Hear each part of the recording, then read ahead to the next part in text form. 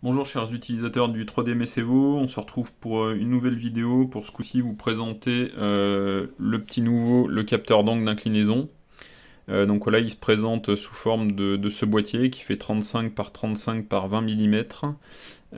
Un pad VHB 3M pour le fixer sur votre véhicule et un câble d'alimentation, à la fois d'alimentation et de données de 50 cm.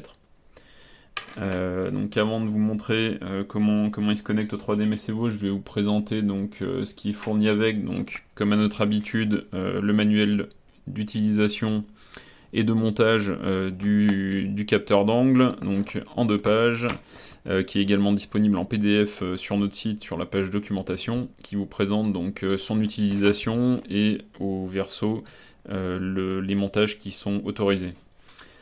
En option, en fonction de votre montage sur votre véhicule, on vous propose une rallonge de 1 mètre, donc qui vous permet de gagner de la distance de câble en fonction de là où vous voulez monter votre capteur d'angle. Voilà, donc je vous montre comment ça fonctionne. Donc c'est tout simple, donc soit 3D MS Evo allumé, soit éteint, il n'y a pas de souci dans les deux cas. Vous le connectez tout simplement sur la prise à l'arrière, la prise du milieu qui est notée IO pour entrée-sortie. Dès que vous la connectez, donc vous avez, dès que vous la connectez correctement, vous avez le panneau qui apparaît. Donc s'il apparaît pas directement, vous pouvez tout simplement naviguer sur les affichages temps réel pour voir votre panneau.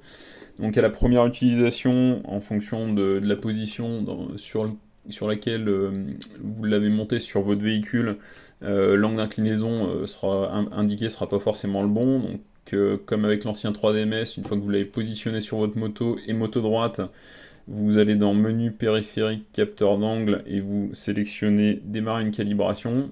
Vous laissez la calibration se faire. Quand vous sortez du menu et que vous revenez sur l'écran principal, donc vous avez l'angle d'inclinaison qui doit être à 0, et quand vous penchez à droite, votre angle indiqué doit aller à droite. Là on voit que par exemple il est inversé, je penche à droite, le boîtier et l'angle est à gauche, donc là c'est tout simple, on retourne dans le même menu et on vient faire inverser angle et axel.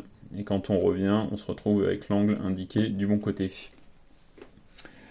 Voilà, donc à partir de ça, vous pouvez, comme avant, lancer vos enregistrements et puis du coup profiter de cette nouvelle mesure d'angle dans nos logiciels. Donc à la fois dans Analyzer, donc vous retrouvez donc les infos d'angle à droite, angle à gauche sous forme de colonnes.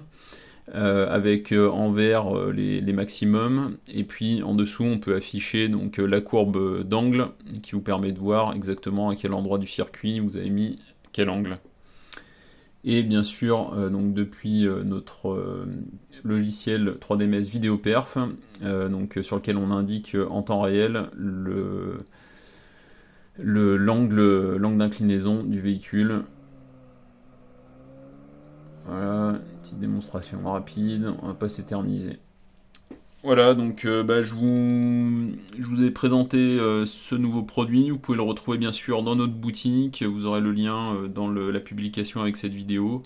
Donc le capteur d'angle est à 78 € TTC et la rallonge de 1 mètre à 22 €. Voilà, je vous dis à bientôt.